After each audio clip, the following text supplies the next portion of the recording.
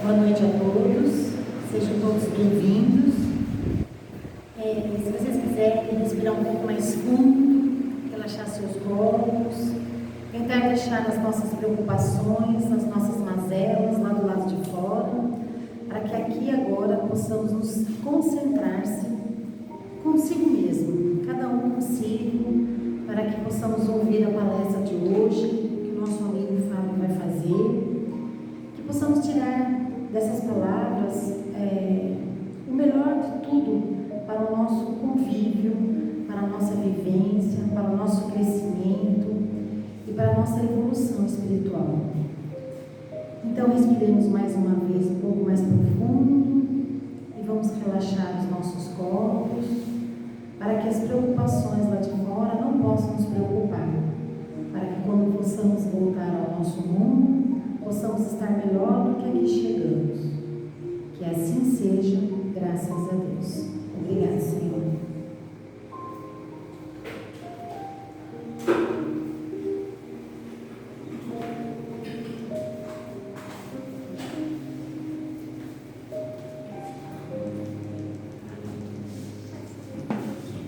Boa noite, gente. Boa noite.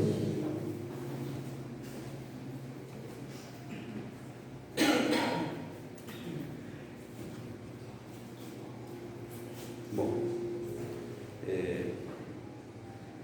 fim de ano já está chegando, né? Então é sempre bom a gente começar a fazer algumas reflexões, né? Na verdade, o ideal seria que a gente fizesse essas reflexões todo dia. Mas como a gente não faz, então a gente aproveita essas épocas mais especiais que acabam nos fazendo lembrar com mais contundência das coisas do Espírito e daquele que, como nosso guia e modelo, segundo a definição que os Espíritos passam para Kardec, né, deve ser um objetivo de inspiração para a nossa busca de evolução, de crescimento, né? Então, buscar lembrar do seu Evangelho, buscar lembrar daquele projeto de vida, não da vida carnal, né, que começa no berço e termina no túmulo, da vida imortal que nós temos como espíritos imortais que nós somos. E esse projeto que nos baliza, que nos orienta a melhor aplicação, a melhor execução, a melhor realização dessa existência imortal. E é curioso porque se a gente começa a viajar nas ideias, né?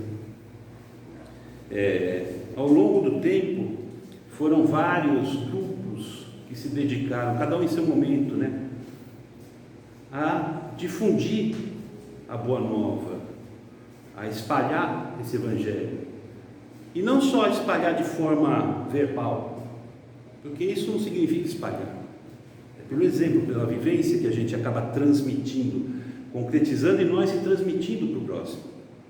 Algo só vai funcionar para o outro, que se inspira na gente, que tem nós como inspiração, pelo exemplo. A gente vê isso com quem tem filho em casa, né? Vai falar para dormir cedo e fica até 3 horas da manhã jogando videogame, vai ver se seu filho vai dormir cedo. Não vai. Então, ao longo da história, a gente teve vários grupos que se dedicaram. E aí a gente poderia dizer que a versão mais moderna dessa difusão, né, a versão mais avançada que se tem até hoje dessa divulgação dos princípios evangélicos é o Espiritismo. Por quê? Porque, baseado no momento, né, já no século XIX, o iluminismo já tinha se desenvolvido, explodido o desenvolvimento das ciências, da arte, de todos os ramos do saber humano. O homem já tinha condições científicas, já tinha condições intelectuais para entender na sua exata dimensão o que significavam aqueles princípios que Jesus veio ensinar. Então o Espiritismo explica, ele mergulha, desdobra de uma forma muito ampla, muito profunda esses ensinamentos, essa moral, esse código de conduta. Então é muito fácil para nós entendermos isso. Mas houve outros antes. né? E aí a gente vai buscar lá na história, tivemos 3 que foram diretamente ligados a Jesus, né? Ou seja, a convivência com Cristo, aquela convivência diária ali, dia a dia, gerou 3 grupos. E cada um deles teve uma atuação própria, e é curioso da gente estudar isso, né? Quando a gente pega os registros históricos daquele período evangélico, né? Porque cada um tem umas peculiaridades que a gente pode observar e trazer muita coisa para a nossa realidade. Então são 3 grupos que a gente pode separar. O primeiro grupo foram os apóstolos, esse todo mundo conhece, os 12, que foram selecionados por Jesus, né? Aí nos livros, nos evangelhos, principalmente no de Mateus, né, conta-se a história de como esses apóstolos foram selecionados por Jesus. Então, o próprio Cristo ali os escolheu, mas aí a gente pode entender, e tem base na doutrina espírita para entender isso. Esses 12 não eram espíritos comuns, como nós somos, eram espíritos que tinham avançado num grau evolutivo de forma bem destacada, para poder ser escolhidos como assistentes do Cristo nessa missão. Imagine se Jesus descesse aqui hoje e chamasse qualquer um de nós: venha me assistir, preciso que você esteja comigo. Não é para qualquer um. Então eram 12, inclusive Judas. A gente vai todo feliz lá na praça, toda Páscoa, malhar o Judas lá na frente, né? Tem a mínima noção da besteira que está fazendo. Mas enfim, esse foi o primeiro. Depois tivemos o grupo dos 70, vocês já ouviram falar? Acredito que alguns já ouviram falar. O grupo dos 70. A gente vai encontrar registro desse grupo em Lucas, especificamente, e depois em Paulo de Tarso, na primeira carta aos Coríntios. Esses 70 surgiram no segundo momento. Jesus começa a pregar, seus apóstolos estão juntos. E aquela multidão começa a acompanhar Jesus. Em toda aquela região, que não é uma região geograficamente muito grande, onde Jesus começa a pregar. É em torno do lago ali, do lago de Genezaré. Mar da Galileia é um lago grande, porém é uma região ainda assim circunscrita. Nós estamos falando de um país como o Brasil, né, dimensões continentais. Então a multidão ia acompanhando Jesus, não só pelo ensino, mas também pelos eventos que ele realizava, as curas que ele realizava. Isso chamava muito o povo, e o povo acompanhava. Então tinha uma multidão que estava sempre junto com Cristo, onde ele estivesse pregando. Naquele evento da multiplicação dos pães e peixes, eram 5.000 reunidos ali em torno do monte. 5.000 que ficaram até o fim, né? Que é aí que receberam o alimento. Então, para aquela época, era um volume considerável de pessoas, 5.000 pessoas, porque pouquíssimas cidades superavam esse quantitativo. E mais adiante, teve o grupo dos 500, que a gente vai encontrar nos registros históricos como os 500 da Galileia. Esse grupo de 500, ele se materializou depois que Jesus retornou aos céus, vamos dizer assim. Depois que Jesus desencarnou na cruz, retornou aos discípulos e retorna esse grupo. Ele aparece para esse grupo, para orientá-los também. E depois ele sobe na ascensão, né?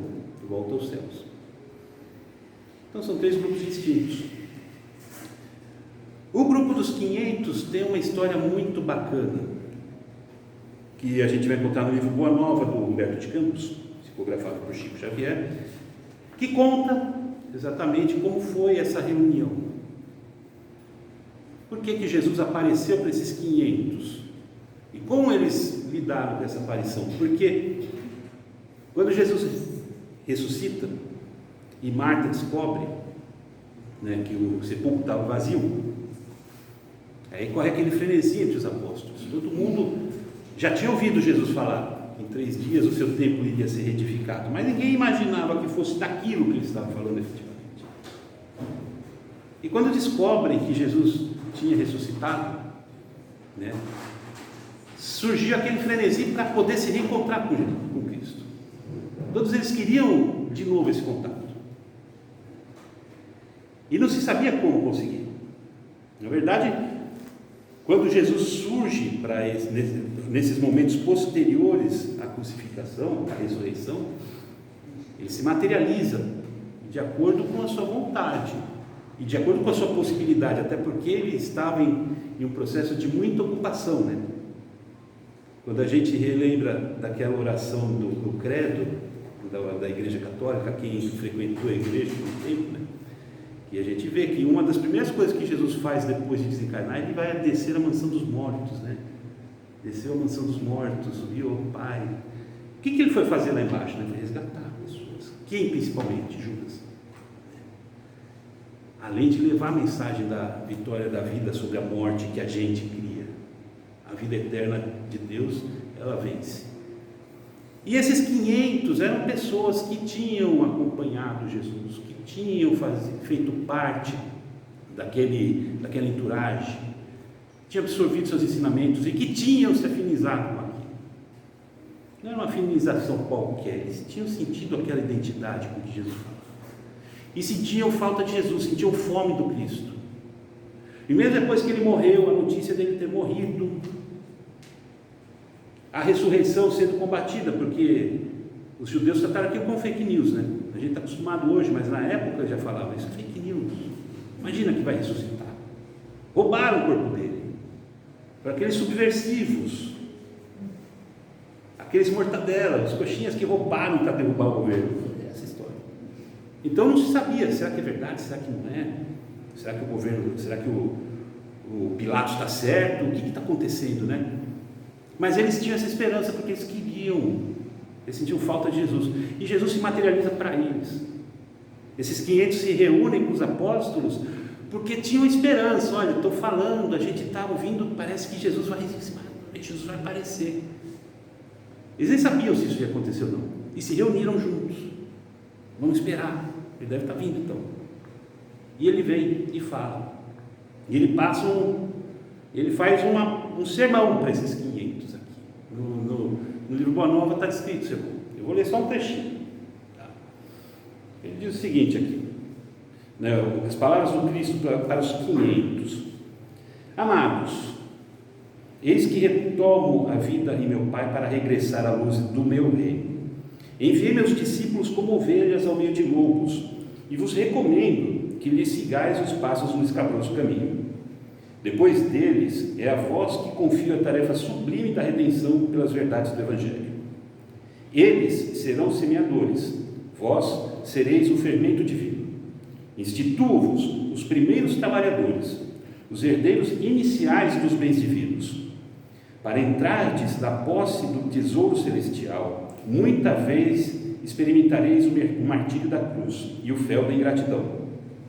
Em conflito permanente com o mundo, estareis na terra, fora de suas leis implacáveis e egoístas, até que as bases do meu reino de concórdia e justiça se estabeleçam no espírito das criaturas. Negai-vos a vós mesmos, como eu neguei a minha própria vontade na execução dos desígnios de Deus, e tomai a vossa cruz para seguir. Séculos de luta vos esperam na estrada universal. É preciso imunizar o coração contra todos os enganos da vida transitória, para a soberana grandeza da vida imortal. Vossas sendas estarão repletas de fantasmas de aniquilamento e de visões de morte. O mundo inteiro se levantará contra vós, em obediência espontânea às forças tenebrosas do mal que ainda lhe dominam as fronteiras. Sereis escarnecidos e aparentemente desamparados. A dor vos assolará as esperanças mais caras. Andareis esquecidos na terra, em supremo abandono do coração. Não participareis do venenoso banquete das posses materiais. Sofrereis a perseguição e o terror. Tereis o coração coberto de cicatrizes e de ultrajes. A chaga é o vosso sinal, a coroa de espinhos o vosso símbolo, a cruz o recurso ditoso da redenção. Vossa voz será do deserto, provocando muitas vezes o escárnio e a negação da parte dos que dominam na carne perecível. Mas, no desenrolar das batalhas incruentas do coração, quando todos os horizontes estiverem abafados pelas sombras da crueldade, dar-vos-ei da minha paz, que representa a água viva. Na existência ou na morte do corpo estareis unido ao meu reino. O mundo vos cobrirá de golpes terríveis, mas de cada um de vossas feridas retirarei o trigo luminoso para os celeiros infinitos da graça, destinados ao sustento das mais ínfimas criaturas. Aí você fala assim, você começa a ler, eu senti, falando, nossa, parece um roteiro de filme de terror isso aqui, né?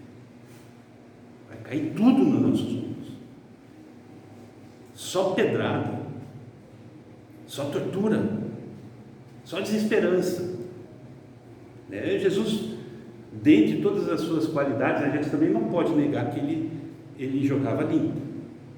Nunca falou nada assim, passando a mão na cabeça. Olha, gente, vai ser maciotinha, vai de maciotinha. Nunca falou isso. Mais uma, né, que a gente pode colocar. Mas esses 500, mesmo diante dessa previsão toda, eles ficaram. Paulo de Tarso, na primeira carta aos Coríntios, ele fala dos 500. Ele fala, foram os 500 que estavam lá reunidos com os apóstolos, com os 11, né? Tirando Judas. Eles ficaram, e alguns ainda sobrevivem. Quando ele escreveu, ele falou, alguns ainda estão vivos como testemunha, porque a maioria já tinha morrido nos martírios. Nos primeiros martírios, daqueles que foram divulgar a Boa Nova, enfrentando a política, né? A sociedade estabelecida daquela época. Então você fala, poxa vida, bom, você tem então os apóstolos aqui. Os apóstolos a gente coloca num grau diferente, porque eram espíritos já preparados para isso.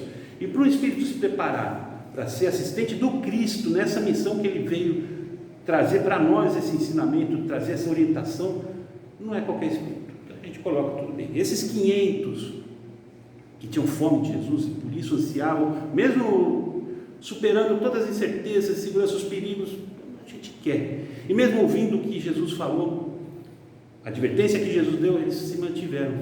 Ok, então esses aqui, bom. A gente vai encontrar desses 500 naqueles que foram ao monstro de leão, os que foram queimados. É aquele grupo inicial que se entregou de corpo e alma para a difusão do Evangelho. E tinha os 70. 70 foi no meio da história. A história dos 70 começa, a gente vai encontrar em Lucas, no fim de uma pregação. Jesus estava pregando em uma das cidades, aqui, lá na região do lago, ainda no começo. E ele fala, né, todos esses momentos, as parábolas. Ele tinha acabado de curar um jovem possesso lá em Gerasa. E aí ele começa a ensinar o povo da região. E depois desses ensinos, então ele recebe algumas solicitações. Um deles que chega perto e fala, mestre, eu quero seguir. E Jesus fala, então vem. Mas ele fala, mas olha, eu quero seguir, mas deixa eu antes ir cuidar, enterrar meu pai aqui. Acabou de falecer. Né? Aí Jesus fala, bom, deixa os mortos, trabalho de enterrar os seus mortos. Aí o outro fala assim, mestre, eu quero te seguir, mas deixa eu primeiro ir em casa me despedir dos meus. Aí Jesus fala para ele, bom, aquele que pega o arado e olha para trás, não é digno de servir ao Pai. Esse é o contexto. Então, tinha muita gente que chegava a Jesus querendo servir, mas tinha uma desculpa. Posso fazer isso? Mas antes posso ver? Tinha uma desculpa. Aí no texto, logo no capítulo 10 aqui de Lucas, né? Aí ele fala assim, começa, depois desses convites que foram, né, rejeitados por desculpas e tal, aí coloca aqui, o Senhor designou outros 70, aquela trupe que estava ali, constantemente com ele. Designou outros 70 e os enviou de 2 em 2 para que procedessem em cada cidade, lugar para pregar. E Jesus ainda falou, olha, eu vos darei poder para expulsar demônios, para curar. Ide e pregai a minha palavra. De 2 em 2. Então 35 pares saíram pelas regiões lá pregando. Depois de um tempo voltaram. Pregaram e voltaram para Jesus. E voltaram deslumbrados. E aí ele fala o seguinte, um deles. Mestre, impressionante. Os próprios demônios se submetem a nós pelo seu nome. Pensou que orgulho, né?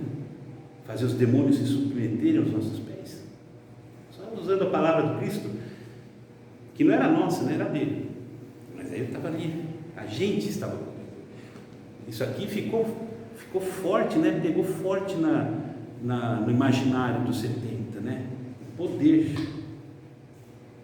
Mas eles cumpriram essa primeira missão.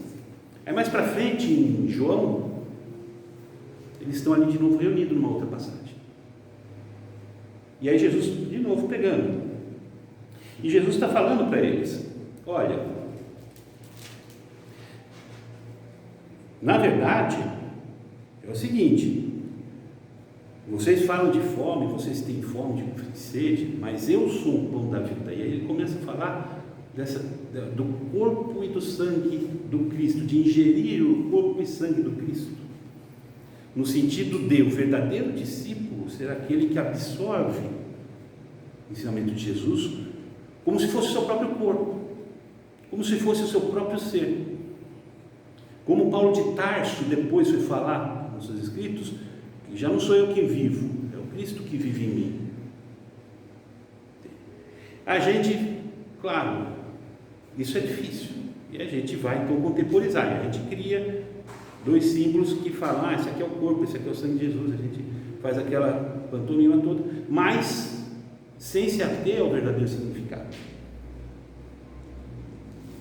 Os apóstolos, os discípulos ali, eles perceberam o que Jesus estava querendo falar, da necessidade dessa integração plena, da vontade dessa absorção total entre o discípulo e o mestre, para poder vingar, para poder esse exemplo, para poder essa difusão vingar.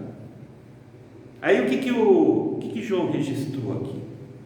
Muitos dos seus discípulos, tendo ouvido tais palavras, disseram: duro esse discurso, quem que pode aguentar isso? E muitos de seus discípulos o abandonaram e já não andavam mais com ele. Aí Jesus, percebendo a demandada, vira para os seus apóstolos e fala: bom, vocês vão querer ir também? E aí Pedro fala: mestre, para onde a gente vai? É tu que tem a vida eterna. Essa passagenzinha, olha que diferença, né? Como para os 500 foi dito a mesma coisa, sem nenhuma prevenção das dificuldades do trabalho, da necessidade do esforço, para os 70 também foi. Os 70 se debandaram com isso. Porque era muito dura, muito difícil isso. Quem que aguenta isso? A gente é gente. Nós não somos Jesus. Não é essa desculpa que a gente gosta de usar? Não sou Cristo. Eu sou eu. Jesus é Jesus. Sou um reles. A gente usa essa desculpa, não usa? Eles usaram também. E ó, cada um foi para o seu canto. E deixaram Jesus só com os 12, praticamente.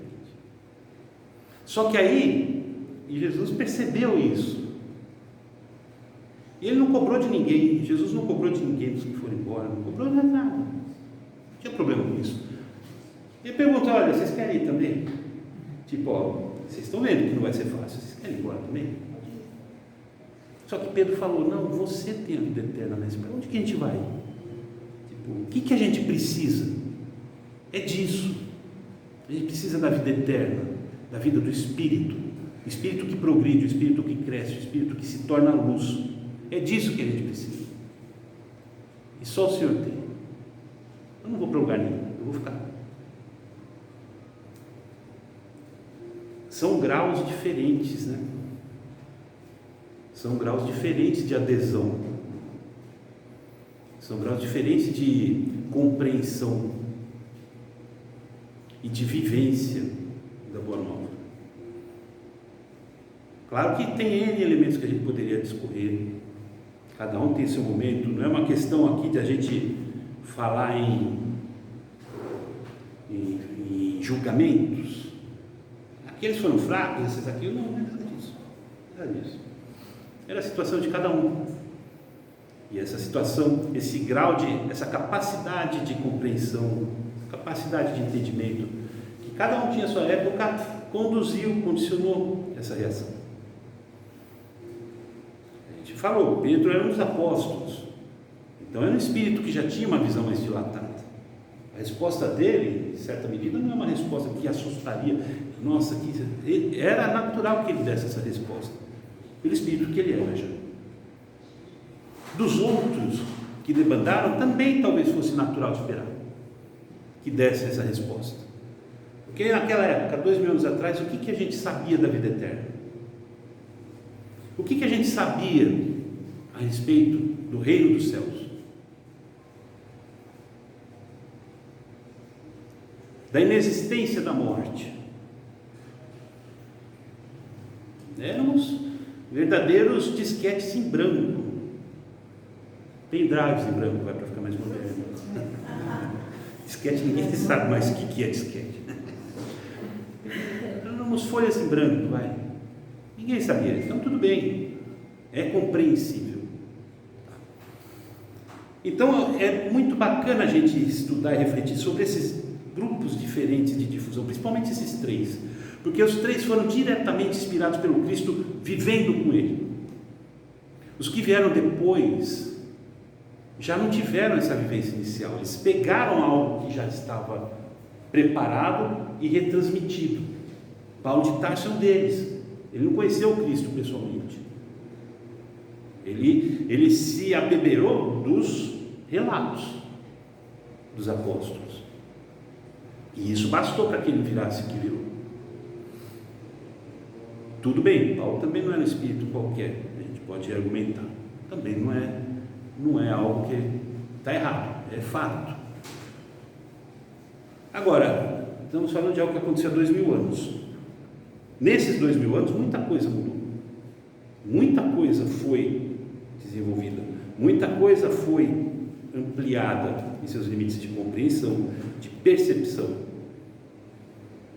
até chegarmos no Espiritismo, o último dos grandes grupos de difusão evangélica,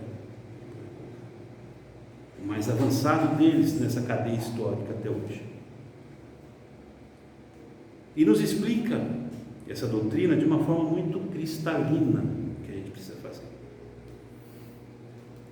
Daí a gente pode trabalhar com esses relatos históricos, com esse conteúdo histórico, com a nossa situação atual. A que grupo estaríamos pertencendo hoje? Considerando que fizéssemos parte de algum desses grupos, porque muitos dos seres encarnados nesse planeta ainda não estariam em nenhum desses três grupos, longe.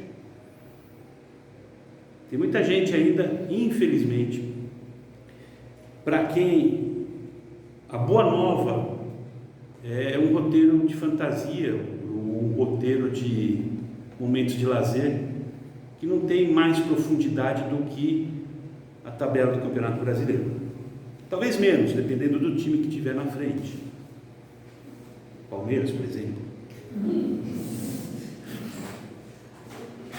Não tem uma vinculação espiritual.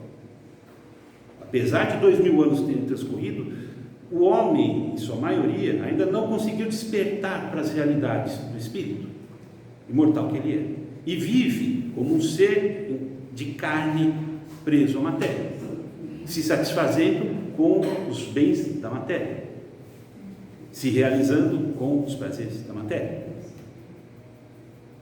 Ainda que ele frequente alguma instituição, algum grupo espiritualista, alguma igreja, algum centro espírita, ainda não despertou.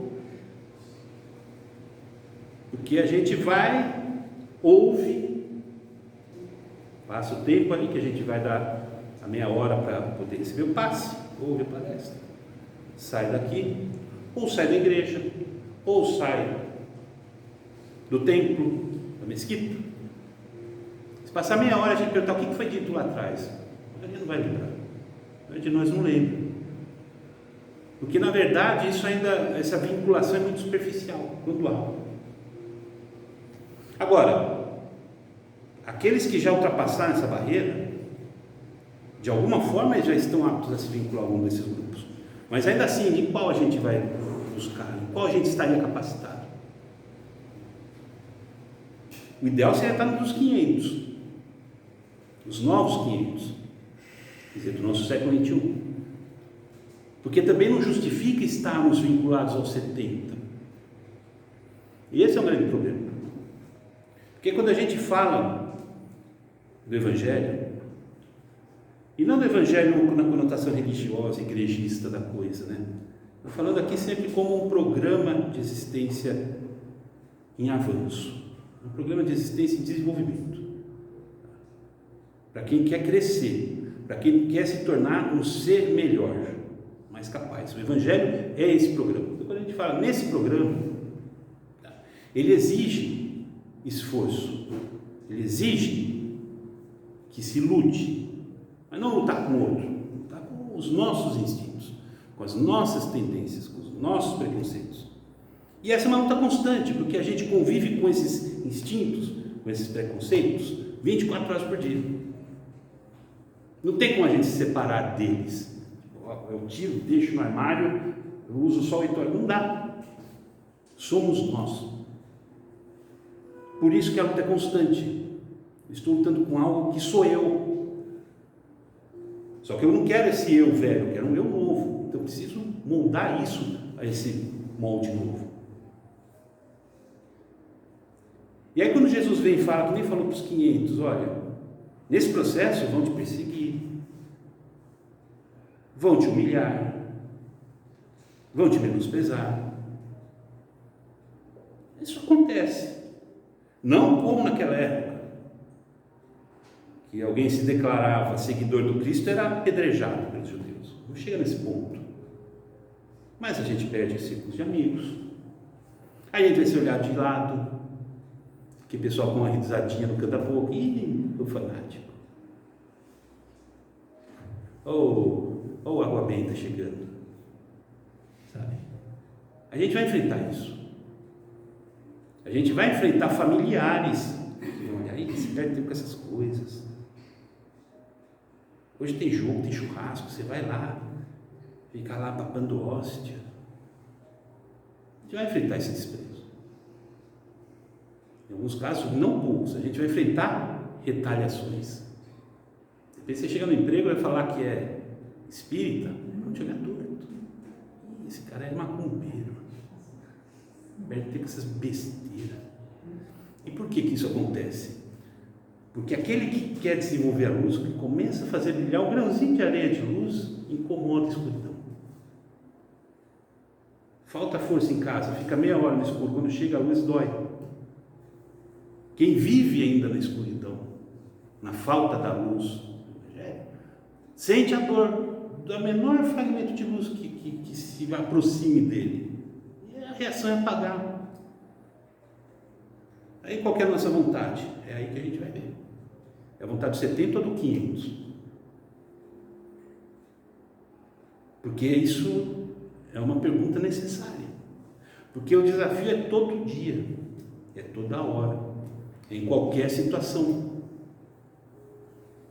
Para a gente assegurar esse crescimento, para a gente concretizar esse avanço, não é frequentar um determinado lugar, ler um livrinho em casa. A gente gosta, a gente pega esses exemplos porque é uma coisa muito comum aqui no Brasil. A pessoa compra a Bíblia e deixa ela aberta lá no canto da casa. Ah não, isso aqui vai me dar meu progresso, porque eu tenho uma Bíblia ali, ó, aberta ali no móvel. O móvel vai para o céu primeiro que a gente. Porque o móvel ele é feito de átomos, de moléculas, que são primórdios do princípio espiritual que está se desenvolvendo ali, do princípio inteligente, que um dia vai gerar um espírito, que vai gerar um anjo. E a gente ainda querendo outro móvel para substituir, aquele evoluiu, então vou comprar outro para deixar ele aqui. Não vai funcionar. Não funciona. Ah, mas por que não funciona? A gente está vendo isso aí. Não é porque está estourando uma guerra outra lá em Israel e Palestina. Não é só por isso. Guerra tem toda hora. Guerra de países. Isso daí é essa questão. A nossa organização política permitiu que aconteça isso. A cada tantos anos tem uma guerra. Paciência, agora a gente está vendo uma guerra de pessoas, na rua, na farmácia, no banco, em casa. Pessoas que brigam, que não conseguem viver em harmonia mínima, que não conseguem viver com uma tolerância mínima com relação a um familiar, a um amigo, a um colega, a um comensal, qualquer que seja. Não consegue conviver com opiniões diferentes, não consegue controlar a língua para evitar de falar mal de alguém, não consegue controlar a língua para evitar fazer fofoca, não consegue controlar-se no sentido de orientar sua conduta em sentido espiritual e não material, não consegue abrir mão dos prazeres da matéria. Onde que tem progresso nisso? Mas eu leio a Bíblia todo dia. Mas o que adianta? Jesus nunca leu uma Bíblia. Pedro nunca leu uma Bíblia. Paulo de Tarso precisava disso. Esses 500 nunca tiveram Bíblia para ler. Os 70 tinham Cristo ali do lado deles, convivendo com eles. E ainda assim não funcionou na época. A gente começa a entender, por exemplo, algumas passagens, né, que são muito especiais, muito particulares, né, como, por exemplo, para quem leu o livro há 2000 anos, né, que conta a história de Emmanuel, quando viveu como Públio Lentulus, né, prelado romano na Palestina, na Judéia, e ele se encontra com Jesus, atormentado que ele estava lá, porque a filha estava com uma doença muito grave, não tinha cura, não tinha tratamento, não conseguia achar. Ele com aquilo corroendo, porque apesar da dor corroendo, ele era um senador romano. Então, ele tinha todo o orgulho, toda a vaidade que um senador romano tinha naquela época. E ele se encontra com Jesus, caminhando lá atordoado, atormentado pela dor. Ele se encontra com Jesus na praia. Tem a passagem, é o ponto culminante desse livro. E aí ele não fala nada, ele não consegue falar nada para Cristo. Ele achava que era um picareta. Esse é mais um encantador de serpentes, como tantos que tinham naquela época. Ele se encontra e não consegue falar nada, também emoção que sente. E Jesus fala para ele. E fala para ele que ele tinha chance de se redimir, de segui-lo e de reformar o caminho da sua existência. Mas aí Jesus fala: bom, isso você tem. Agora, cabe a você escolher se você quer isso agora ou daqui a 1000 anos. Escolha sua. Eu não vou falar que escolheu daqui a 1000 anos, porque Emmanuel também é Emmanuel, né? Então ele também teve o seu avanço, mas não foi na hora. E ele percebeu e se arrependeu depois, ele entendeu o erro que foi abrir mão daquilo. Agora, a gente está falando de gente, de pessoas, em sua generalidade, que não tinham o conhecimento que a gente tem hoje, não tinha a sabedoria que nós temos hoje. Só que a gente continua fazendo as mesmas coisas, a gente continua negociando os bens do Espírito com as mesmas coisas, com os mesmos argumentos, com as mesmas desculpas. Aí alguém vem e fala assim para a gente: o Espírito é imortal, gente, vocês são imortais, não precisa fazer força para sobreviver agora. Tem. Aproveita a vida. É um argumento sedutor, mas aí você traduz isso, né? Tira o empolamento. Vamos traduzir isso na linguagem séria, objetiva. Mantenha-se acomodado, mantenha-se conformado, continua vendo sua televisãozinha ali com sua cervejinha e deixa as coisas passarem. Não se esforce, vai cansar. A quem interessa isso? Para nós não interessa, porque significa abrir mão, falar: eu realmente desisto, não quero crescer, vou ficar aqui onde eu estou.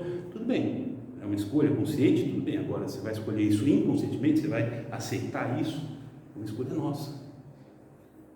A quem interessa? Não é para a gente, é para alguém que está se aproveitando da nossa fraqueza. E se está se aproveitando de fraqueza, coisa boa não é, nem para ele, nem para nós. Então essa história aqui eu achei muito bacana para a gente pensar. E aí eu convido vocês a refletir sobre esse registro histórico.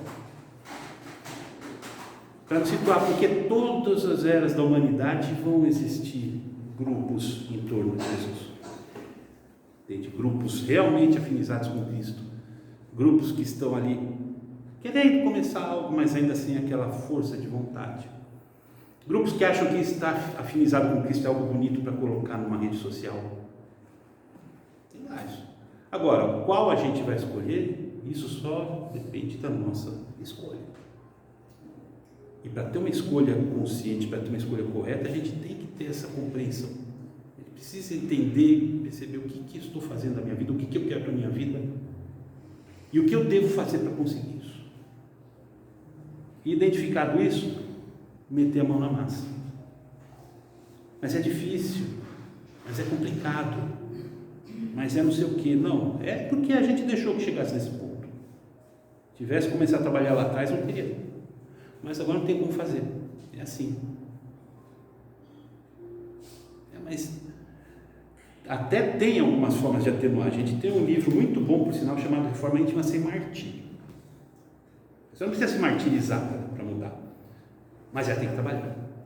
E tem que se esforçar. Você não precisa ficar se chicoteando, que o pessoal faz na Páscoa, alguns lá que se pregam na cruz para imitar Jesus.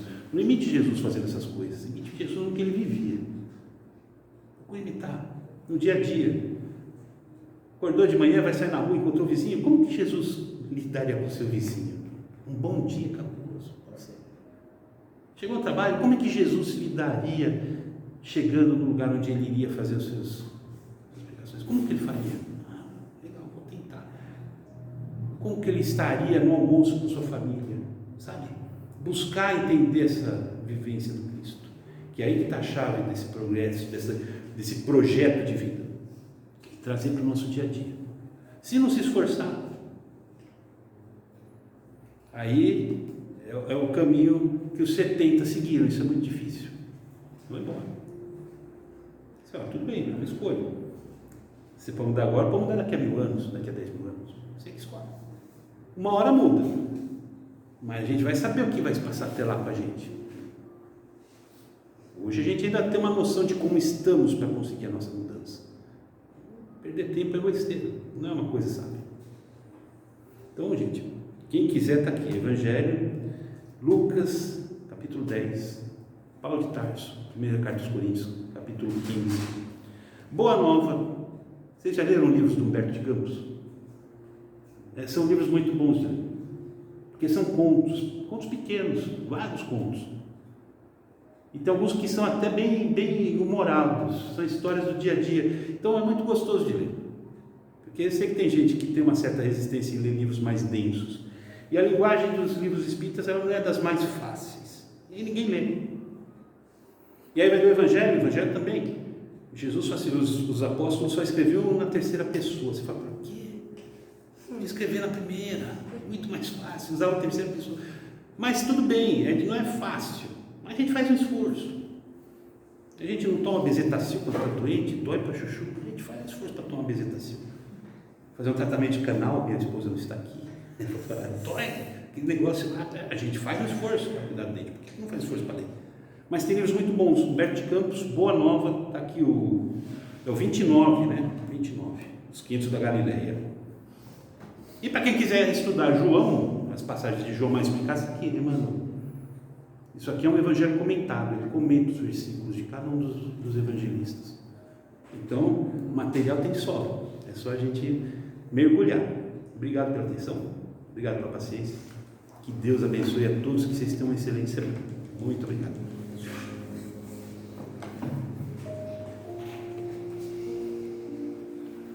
Então a gente vai levando o nosso pensamento com muita alegria no coração. Alegria por mais uma noite em que nos é permitido estudo, em que nos é permitido o contato com essa doutrina abençoada, com esse evangelho luminoso, guia de transformação e de renovação pessoal, num ambiente abençoado, cercado de irmãos espirituais tão afinizados, tão valorosos na sua contribuição para que esse nosso projeto, que essa nossa o objetivo se concretize, de conseguirmos efetuar esse progresso. E com toda essa alegria a gente agradece a cada um desses amigos espirituais que nos recebem hoje, que nos inspiram, que nos intuem para que a gente possa aprender as profundezas mais claras, mais amplas do Evangelho de Cristo à luz da doutrina espírita formatada por Allan Kardec. Então, aos nossos mentores, aos mentores dessa casa, aos mentores desse trabalho, nosso muito obrigado. Nosso profundo agradecimento por mais essa noite, por todo esse amor, por toda essa alegria, por toda essa amizade que nos envolve. E levando mais o pensamento, a gente vai buscar aquele que é a razão pela qual estamos aqui hoje.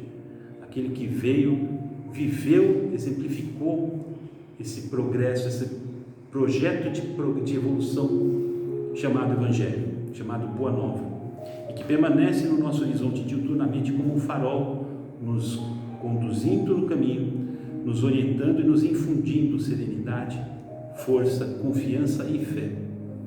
Ao nosso Senhor, nosso Mestre Jesus Cristo, nosso muito obrigado por todo o seu amor, por toda a sua misericórdia, por toda a sua paciência para conosco. E Ti, Mestre, rogamos suas bênçãos para que envolvam cada coração aqui presente hoje, para que cada irmão espiritual possa retornar aos seus afazeres, carregando consigo o calor da Tua doutrina, o calor do Teu amor. E que cada um de nós aqui presentes hoje possa levar para o seu dia a dia, para o seu cotidiano, esses ensinamentos, através dos seus atos, de suas palavras, de seus pensamentos. E assim que cada um de nós possa dar o seu contributo, ainda que pequeno, para que essa família humana, ainda tão necessitada de despertar para as realidades do Espírito, possa se unir, se integrar cada vez mais nos mais profundos laços de fraternidade, de amor e de paz, promanados de nosso Pai. Que assim seja, graças a Deus e graças a Ti.